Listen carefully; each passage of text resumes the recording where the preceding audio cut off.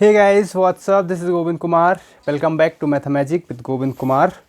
आज मैं आपसे बात करने वाला हूँ दो बहुत ही ज़्यादा इम्पॉर्टेंट फंक्शन के बारे में, जिनका यूज़ आपको हमेशा होता रहेगा। बहुत ज़्यादा ही इम्पॉर्टेंट फंक्शन होते हैं, ठीक है। तो उनके बारे में हम लोग उनको डीप स्टडी करेंगे, जैसे कि उसके बारे में उनकी नोटेशन क्या होती है, वो क्या काम करते हैं, उनकी वर्किंग क्या है, उनकी रेंज क्या होगी, उनका डोमेन क्या होगा, या फिर उनका ग्राफ कैसा बनेगा, और क्या क्या उनकी मेन प्रॉपर्टीज़ हैं, उन सब के बारे में आज हम लोग बात करेंगे। तो चलिए शुरू करते हैं। उनमें से पहला फंक्शन जिसका नाम है मॉड्यूलस फंक्शन।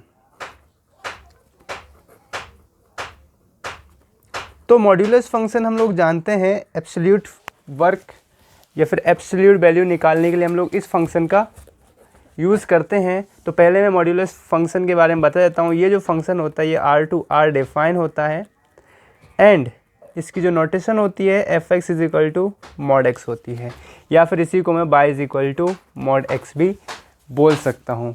अब इसके साथ में मैं क्या क्या बात करूँगा आपसे, उसके बारे में आपसे बताता हूँ। इस मॉड का मतलब होता है एब्सोल्यूट वैल्यू निकालना। तो इसका मतलब है कि ये ऑलवेज पॉजिटिव वैल्यू देगा। अगर ये y इज इक्वल टू है तो ये ऑलवेज पॉजिटिव वैल्यू देगा। इट मीन्स टू से y is equal to non negative है।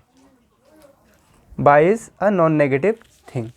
If y is non negative thing then x is what, x कुछ भी हो सकता है। आपको पता है x कुछ भी हो सकता है, मतलब कि जो x है वो कुछ भी हो सकता है, नेगेटिव, पॉजिटिव, ज़ीरो, इंटीजर, कुछ भी हो सकता है। बट अकॉर्डिंगली हम इसको डिफाइन करते हैं।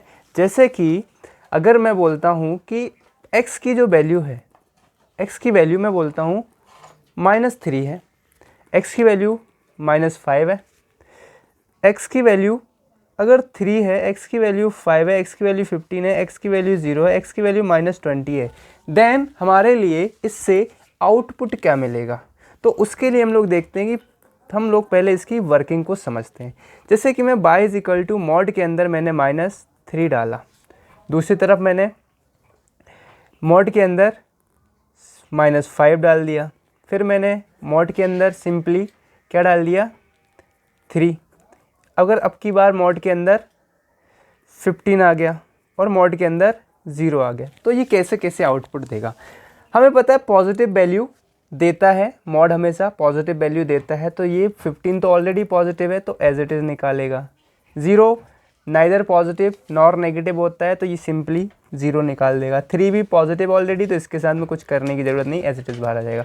जब -5 की बात आती है तो ये एक्चुअली में इस नेगेटिव के साइन को एक एक्स्ट्रा नेगेटिव साइन दे देता है। क्या देता है, एक्स्ट्रा नेगेटिव साइन देता है और -5 को बाहर निकाल देता है। ये नेगेटिव पॉजिटिव 5 हो जाएगा, यानी कि 5। इधर -3 के साथ में भी -3 इज इक्वल टू ये 3 बाहर निकाल देगा। अब प्रॉब्लम ये है कि सर एक्स्ट्रा नेगेटिव देने की ज़रूरत क्या है, एक्स्ट्रा नेगेटिव देने की ज़रूरत क्या है। हाँ, सिंपली अगर आप मॉड -3 लिखोगे तो आप इसको 3 लिख दो ना, सिंपल। हाँ, आप बिल्कुल लिख सकते हो। लेकिन जब ये जो वैल्यू है 3 तो हमारे लिए क्लियर है, लेकिन ये वैल्यू अननोन होगी। जैसे कि मैं बोलूँ कि यहाँ पर सिंपली a होगा और हमसे बोला जाए कि a इज़ लेस देन 0, यानी कि नेगेटिव है, तब आप इस मॉड से बाहर क्या लोगे, तब आपको मॉड से बाहर नेगेटिव a लेना पड़ेगा, क्योंकि ये नेगेटिव a है, क्योंकि नेगेटिव a ऑलरेडी नेगेटिव है, ठीक है। अगर ऑलरेडी नेगेटिव है और उसके सामने मैं अगर एक और नेगेटिव दे देता हूँ तो इसका मतलब ये पॉजिटिव हो गया। तो मॉड के अंदर से तो पॉजिटिव ही चीज़ बाहर आई है। एक नेगेटिव को एक और नेगेटिव दे देना उसे पॉजिटिव बनाना ही होता है। तो हमारे पास जो एक्चुअली में हम एक्स्ट्रा नेगेटिव दे रहे हैं, ये हम इन रियल नंबर जो हमें पता है उनके लिए हम कंफर्ट नहीं ढूंढ रहे हैं हम लोग। एक्चुअली में हम उन नंबर्स के लिए डेफिनेशन ढूंढ रहे हैं जो कि हमारे लिए क्लियर नहीं होंगे। सो फाइनली हम किस तरह से हम इस मॉड को डिफाइन करते हैं, हम मॉड को डिफाइन करते हैं कि y is equal to mod x जो होगा अपने पत्ते कैसे खोलता है, ये खोलता है कि जब ये जो वैल्यू है x जो होगा वो नेगेटिव होगा, x जो होगा वो नेगेटिव यानी 0 से छोटा होगा, तो ये एक्चुअली में मॉड उसको नेगेटिव x करके बाहर निकालेगा। ठीक है, जब x की वैल्यू 0 होगी तो वो उसको 0 ही बाहर निकालेगा। ठीक है, जब x की वैल्यू ग्रेटर देन 0 होगी यानी कि x पॉजिटिव होगा, तब वो उसको एज इट इज़ बाहर निकालेगा। ओके, तो हमारे पास दो तरह की चीज़ें सामने आई। दो तरह की कौन कौन सी चीज़ें सामने आई? वो ये कि एक तो हमारे पास में फंक्शन आया y is equal to x, और दूसरा हमारे सामने आया y is equal to x is equal to 0। ठीक है, अब ये वाली तो कोई बात नहीं हुई, और दूसरा जो हमारे पास आया पहला, और ये तो ऑलरेडी क्लियर ही है, नॉन नेगेटिव में आ जाएगा, और दूसरा है y is equal to negative x यानी कि माइनस एक्स। अब हम इसके ग्राफ पे भी ज़रा बात करते हैं, तो चलते हैं हमारे ग्राफ की तरफ। तो जैसा कि हमने लास्ट वीडियो में सीखा था, y is equal to x का जो ग्राफ था, y is equal to x का जो ग्राफ था, वो हमने सीखा था कि वो ग्राफ कुछ ऐसा होता है। कैसा? इस टाइप से वो ग्राफ होता है जो ओरिजिन से जाता है। ये था y is equal to x का ग्राफ। अब यहाँ आप देखोगे, यहाँ पर ये जो नीचे वाली जो वैल्यू दिख रही है, यहाँ पर y नेगेटिव है। y क्या है? नेगेटिव है, ये वाला, यानी कि नीचे जितने भी ग्राफ होंगे वहाँ पर y नेगेटिव होगा। दूसरी चीज़, अगर मैं y is equal to minus x की बात करता हूँ, तो y is equal to minus x का जो ग्राफ होगा वो कुछ ऐसा होगा। ये होगा y is equal to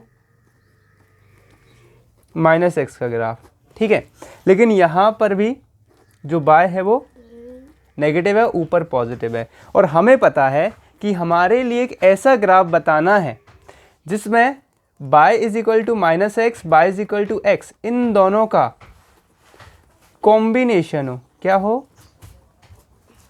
combination हो, और कॉम्बिनेशन ऐसा हो जिसमें y क्या हो? y पॉजिटिव हो, क्योंकि y हमारा नेगेटिव हो नहीं सकता, जैसा कि हमारा क्वेश्चन और ग्राफ बोलता है। ओके, तो इसका मतलब मुझे नीचे वाले जो दोनों दिख रहे हैं इनको छोड़ना पड़ेगा, और सिर्फ ऊपर वाला पॉजिटिव एरिया ही मुझे लेना पड़ेगा। So the final graph of y is equal to mod x will be like, सबसे पहले तो प्लेन तो हम बना ही लेते हैं।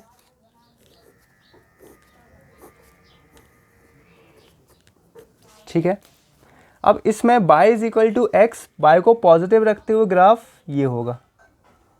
ये है y is equal to x, यहाँ y और x दोनों 0 हैं, और दूसरा y is equal to minus x जो ग्राफ होगा वो कुछ ऐसा होगा। ठीक है, इसमें भी y को हमने पॉजिटिव रखा है, तो y इज इक्वल टू ये माइनस एक्स है। अब इस वाले जो ग्राफ है इसमें y हमारा नेगेटिव हुआ ही नहीं है, इसका मतलब कि मॉड एक्स का जो ग्राफ होगा ये कंप्लीट है। y is equal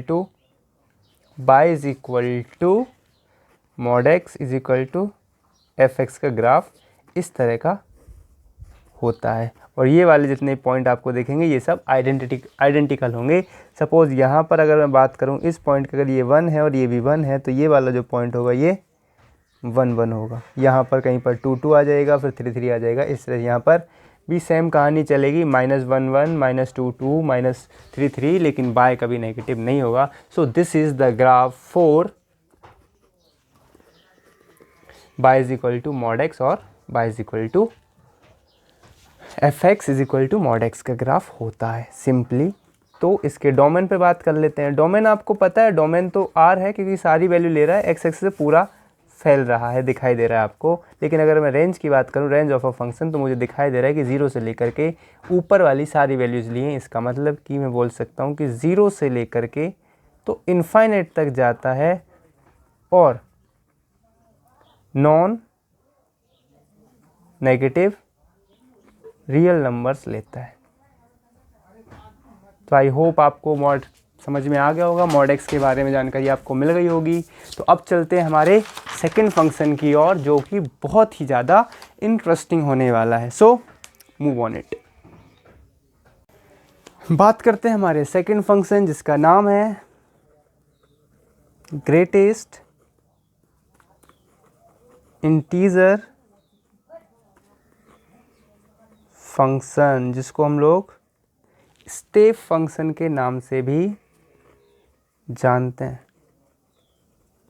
okay, so step function या फिर ग्रेटेस्ट इंटीजर फंक्शन, या फिर हम इसको हिंदी में बोलते हैं महत्तम पूर्णांक फलन। अब इसको ग्रेटेस्ट इंटीजर फंक्शन क्यों कहा जाता है? तो पहले तो हम इसकी डेफिनेशन वही R2R डिफाइन होता है, साथ में हम लोग बोलते हैं कि fx इज इक्वल टू ये होता है, इसको हम लोग बड़े ब्रैकेट यानी कि बिग ब्रैकेट x से डिनोट करते हैं। अब कहानी इसके साथ में ये है कि इसका काम क्या होता है, ठीक है, काम क्या होता है। इसको अगर मैं y इज इक्वल टू बड़े ब्रैकेट में x लिखता हूँ तो ये किस तरह से काम करता है, इसका काम करने का तरीका बड़ा शानदार लगता है मुझे। अब जैसे कि मैं पहला काम करता हूँ कि ये हमेशा इसका जो आउटपुट होता है वो ऑलवेज एन इंटीजर होता है। क्या होता है? इंटीजर, वो भी लेफ्ट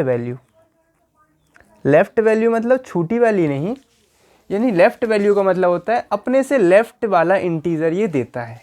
फॉर एग्जाम्पल जैसे कि मैं बात करता हूँ कि इसके अंदर x की वैल्यू मैंने 1.5 डाल दी, ओके, या फिर मैंने इसके अंदर 2.9 डाल दिया, या फिर मैंने 3.05 डाल दिया।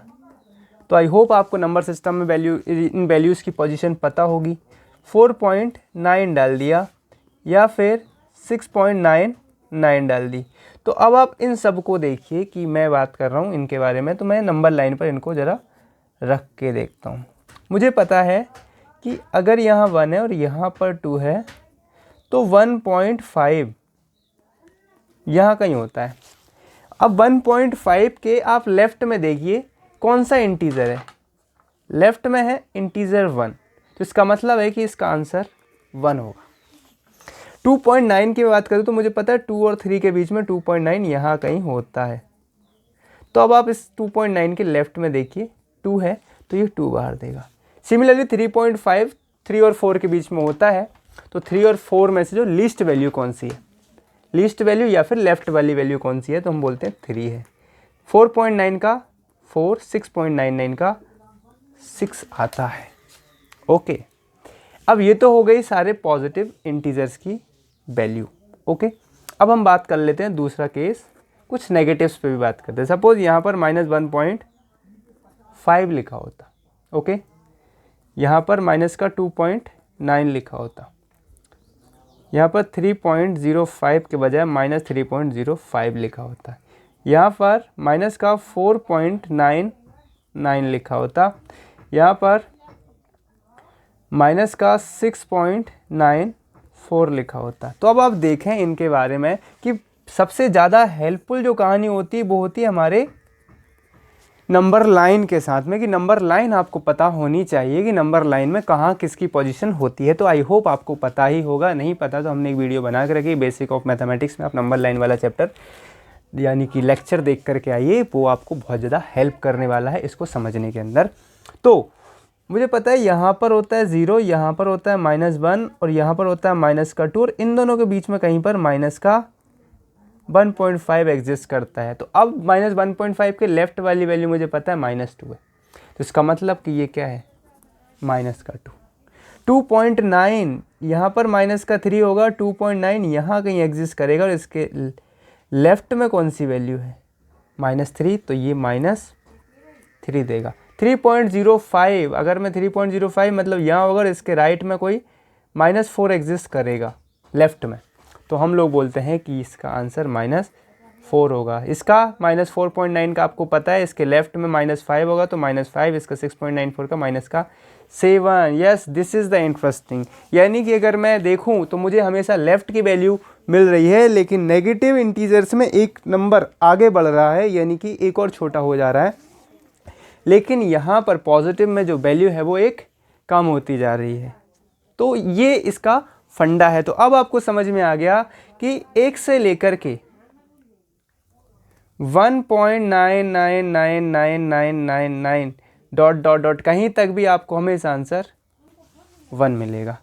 2 से लेकर के 2.9999 डॉट डॉट डॉट तक आपको वैल्यू 2 मिलेगी। इन सब से हम एक कंक्लूज़न तो निकाल सकते हैं कि डोमेन जो होगा हमारा वो एक रियल नंबर होगा। ये बात हमारे समझ में आती है। और इसी से एक बात भी समझ में आती है कि इसकी जो रेंज होगी वो हमेशा एक इंटीजर होगी। पॉजिटिव नेगेटिव डजंट मैटर, वो सब कुछ हो सकती है, यानी कि वो इंटीजर और रियल फंक्शन, यानी कोई भी रियल नंबर इसके अंदर जाए वो हमेशा क्या निकाल कर देगी आपको, इंटीजर। अब वो इम्पॉर्टेंट चीज़ जो हम हमारे लिए काम कर सकती है कि अगर इसके अंदर कोई इंटीजर जाता है तो इंटीजर ही बाहर आता है, एज इट इज़ आ जाता है। इंटीजर के लिए कोई फ़र्क नहीं पड़ता, ये सिर्फ पॉइंट वाली डेसिमल वैल्यूज़ को टेंड करता है इंटीजर पर। अगर इसके अंदर -3 डालूँ तो -3 मुझे एज इट इज़ मिल जाएगा, यानी कि ये इंटीजर्स को as a licensed public deal करता है, यानी कि उनके पास लाइसेंस है तो वो सिंपल जाओगे, इसके लिए कोई बैरियर नहीं है। लेकिन जो हमारे पास में डेसिमल वाले होते हैं जिनके पास लाइसेंस नहीं होता, उनको लाइसेंस दे के जाता है, यानी कि इंटीजर्स बना करके भेजता है। ये आई होप आपको समझ में आ गया होगा कॉन्सेप्ट। और फाइनली हम लोग चलते हैं इसके ग्राफ के बारे में पढ़ने। तो let's move on our graph. तो जैसा कि आपको दिख रहा है ग्राफ, लेकिन ग्राफ पर चलने से पहले मैं आपको कुछ चीज़ें और क्लियर कर देता हूँ। जैसे कि मेरे पास मैं बाय की वैल्यू निकाल रहा हूँ, मुझे ग्रेटेस्ट इंटीजर के अंदर से वैल्यू चाहिए।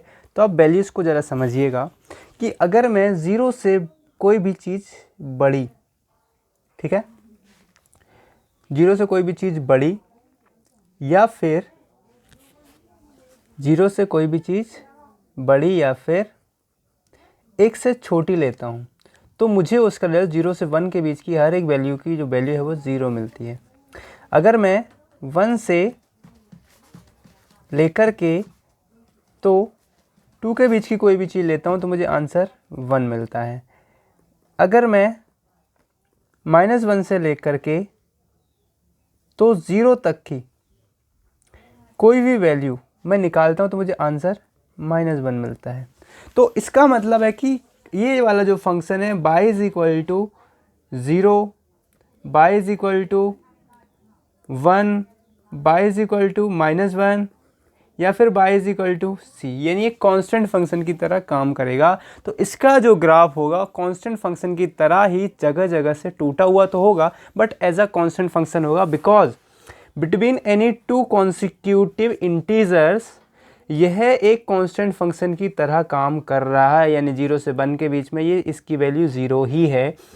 1 और 2 के बीच की इसकी वैल्यू हमेशा 1 रहती है और -1 और 0 के बीच में इसकी जो वैल्यू है वो हमेशा -1 होती है, यानी एज अ कांस्टेंट फंक्शन काम कर रहा है between any two consecutive integers. तो जब हम लोग 0 से 1 के बीच में है, x की वैल्यू जब 0 से 1 के बीच में है तो y की वैल्यू भी यहाँ है, यानी कि 0 को मैंने शामिल किया है, बस मैंने 1 को शामिल नहीं किया है। जब मैं 1 पे आ गया तो 1 पर आते ही जो वैल्यू है वो 1 पे पहुंच जाती है और कहाँ तक जाती है, 2 तक, यानी कि 1 से लेकर के 2 तक, 2 के जस्ट पहले तक, 1 से लेकर 2 को शामिल नहीं किया, 2 के जस्ट पहले तक वैल्यू 1 है। जैसे ही मैं 2 पर पहुंचता हूं तो 2 के लिए जो वैल्यू है वो 2 पहुंच जाती है और 2 के लिए वैल्यू पहुंचती है, लेकिन 3 के लिए ये जो वैल्यू है 3 पर जाते ही जो वैल्यू है 3 नहीं होती है, 3 के जस्ट पहले जा कर के ख़त्म हो जाती है। फिर 3 पर जो वैल्यू आती है वो 3 पर वैल्यू 3 आ जाती है और 4 के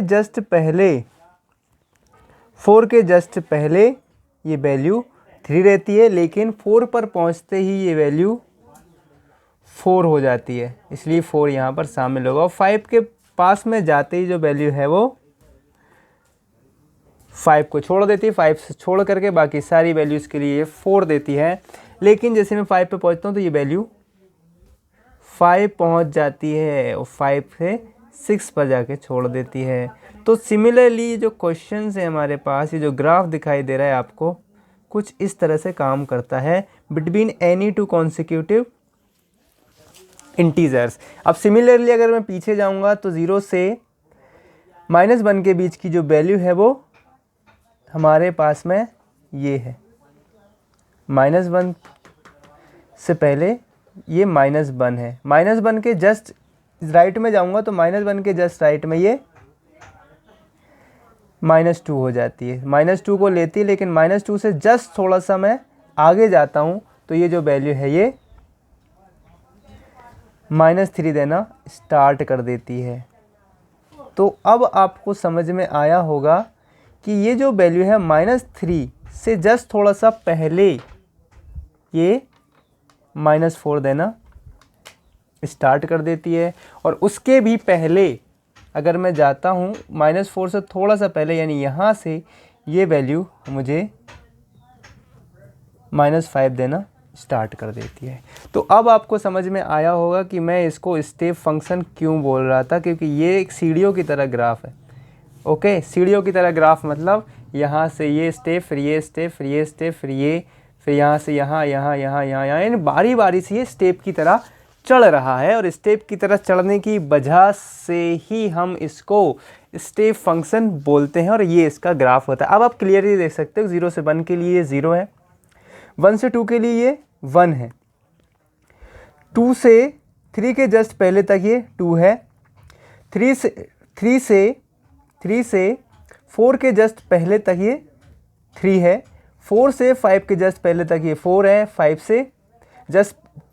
से 6 के जस्ट पहले तक ये 5 है। तो इस तरह से ये काम करता है। तो ये वाला जो फंक्शन है ये वैल्यू सारी ले रहा है, ओके, और ये ऊपर तक जा रहा है, लेकिन कहाँ पर जा रहा है? इंटीजर, क्योंकि बीच में ये ग्राफ नहीं है, कोई भी दो कॉन्सिक्यूटिव इंटीजर्स के बीच में ये ग्राफ नहीं है, 2.5 नहीं आता। यानी अगर मैं बोलूँ कि mod x is equal to 2.5 तो ये नॉट पॉसिबल है, ये पॉसिबल नहीं है, और ये आपको भी अब समझ में आ गया होगा। तो इस तरह से मेरा ग्रेटेस्ट इंटीजर फंक्शन काम करता है। ग्रेटेस्ट इंटीजर फंक्शन के काम करने का मतलब ये हो गया कि ये हमेशा अपने अंदर से ग्रेटेस्ट इंटीजर ही बाहर निकालता है, आउटपुट में देता है। सो आई होप आपको ये वाला फंक्शन बहुत इंटरेस्ट से, बहुत ही ज़्यादा अच्छे से समझ में आ गया होगा। अब हम इनके क्वेश्चंस को भी इजीली कर सकते हैं। तो ये रहे हमारे दो इम्पॉर्टेंट वो वाले ग्राफ जिनके बारे में जानना आपके लिए बहुत ही ज़्यादा ज़रूरी था, और डिटेल में जानना आपके लिए ज़रूरी था। इसके बाद आपके पास जैसे जैसे कोई नया फंक्शन आएगा मैं उसके बारे में आपको जानकारी देता रहूँगा। सो आई होप आपको ये वीडियो पसंद आया होगा। वीडियो पसंद आए तो वीडियो को लाइक करिए, शेयर करिए, and thank you so much for watching.